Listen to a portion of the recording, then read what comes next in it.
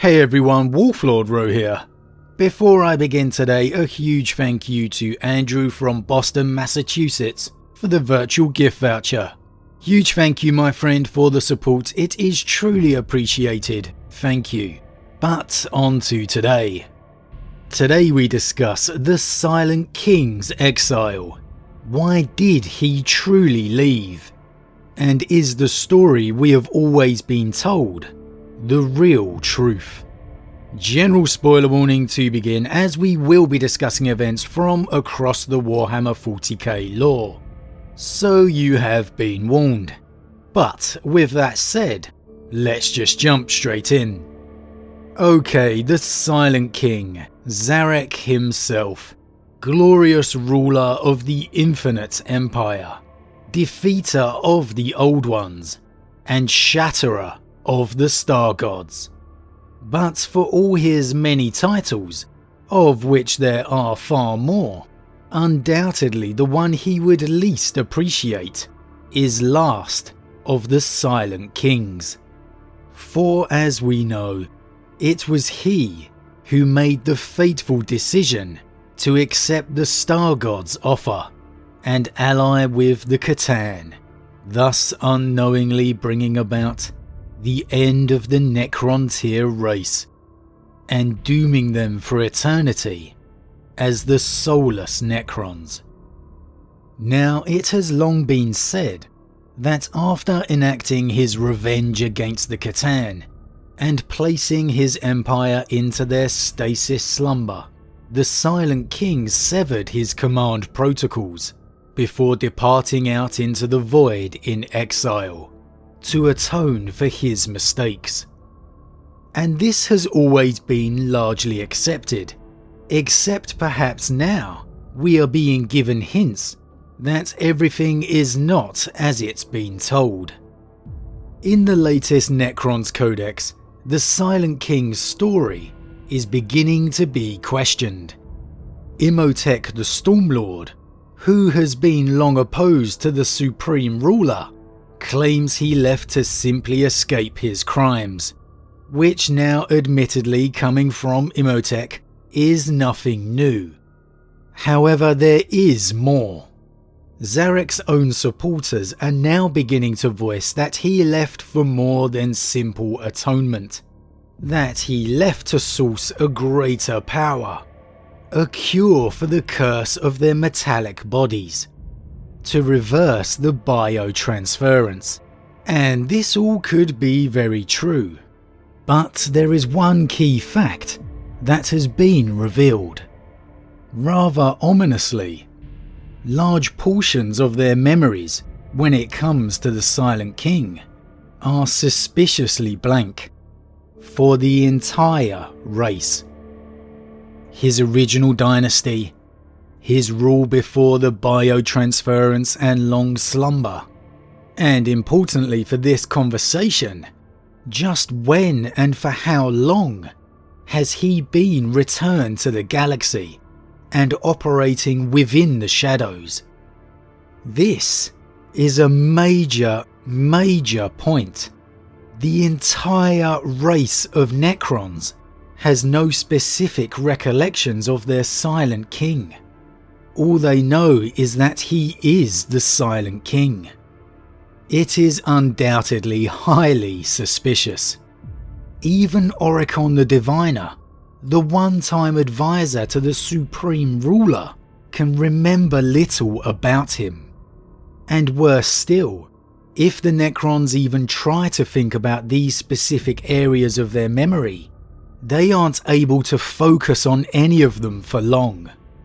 Which I think all of us can appreciate heavily implies some shady actions on Zarek's part.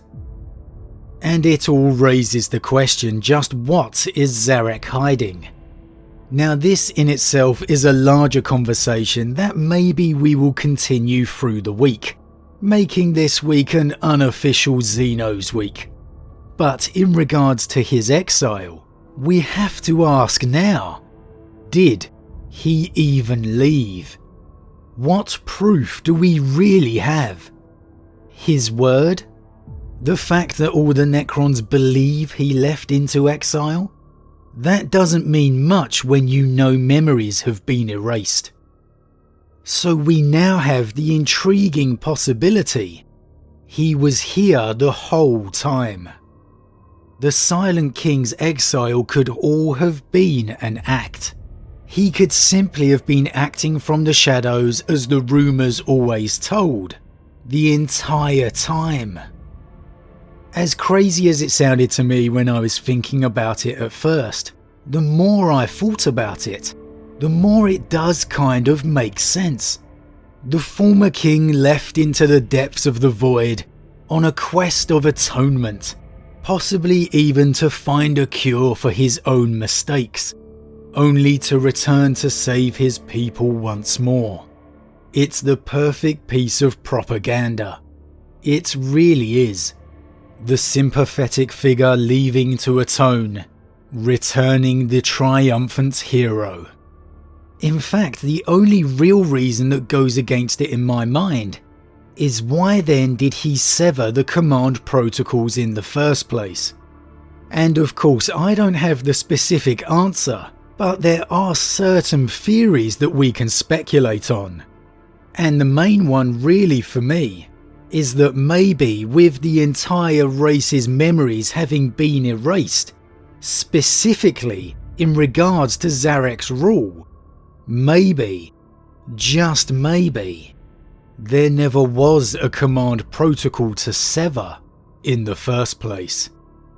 We truly have no proof for it, except the fact that the Necrons have been in hibernation, and they believe it was due to Zarek's order. Yet now we know the Necrons can't even remember anything about Zarek himself, which, no matter how loyal to Zarek you may be, has to at least throw some shade of doubt onto why the hibernation took place. Perhaps even if Zarek did order the hibernation, it was to somehow stave off the oncoming Necron civil war. It wouldn't have been the first time the Necrons were going to revolt against the Silent King. And what we do know about Zarek's rule, it was hardly a golden era for the Necron tier. I mean, Zarek's exile, perhaps, was not by choice. Having defeated the Catan, the Necron race on their knees, the Eldar and the Orcs ascendant, the Necrons perhaps did indeed rise up against the Silent King, and his punishment was banishment into exile. Now, I know we are speculating about this here, but to me it does sound a lot more realistic when we consider everything we know of the Necron Pharaons. They are all power-hungry and selfish, to the extreme, and Zarek is no different, despite what his PR may say. I mean, let's be real here. Do his actions since returning to the stage of the galaxy really strike you as an atoning, sympathetic leader? In my opinion, no, they don't. Absolutely obliterating dynasties who even contemplate opposing his return. Why would the Supreme Ruler work in the shadows in the first place? He wouldn't, unless he had to engineer and manipulate his way back into power. Erasing his race's memory would certainly have helped him do just that. Maybe, just maybe, Zarek had to wipe away those memories of being overthrown, of being cast out into exile shamefully. Even trying to return a conquering hero, if he had the past of being overthrown and cast out, as the Silent King who shamed the entire race. None of the dynasties that have flocked to his banner would ever have happened. He would have had to try to force his way back into power. To me, it's the best reason why Zarek would have been working from the shadows at all. I mean, why would he otherwise?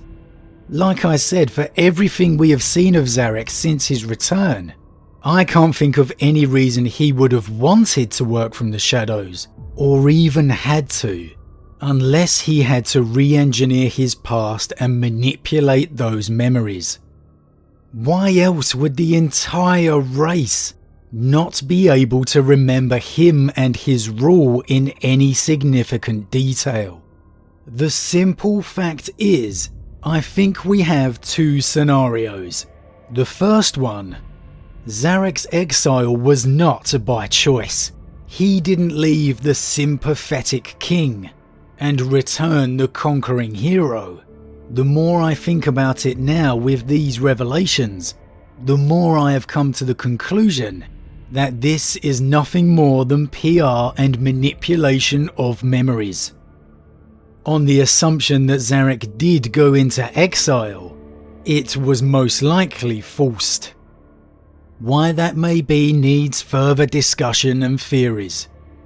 And scenario number 2, which could work with the first part or be completely separate, is that Zarek never even went into exile in the first place. He has been in the shadows this whole time, trying to engineer his way back into power. Now, to sum it all up, if I had to give my personal opinion, I am definitely leaning towards the theory that Zarek's exile was not by choice. The manipulated memories of the entire race is just too suspicious. I am now definitely leaning towards the theory that Zarek was forced into his exile. The story we have always been told is not the truth. There's only one big stumbling block in my mind to these theories, and that's the reason why the Necrons went into hibernation, if it wasn't because Zarek ordered them to. Maybe we can elaborate on it more tomorrow. If you've got your theories on the Silent King or just believe the history we've always been told, make sure to drop your thoughts in the comments below. But as always guys, huge thank you to all my subscribers. Your support truly means a lot to me, it really does. And if you're new, please consider subscribing to help the channel grow. And if you enjoyed this particular vid, then why not drop a like on it too. But with that said, I am off, and I'll see you all again real soon.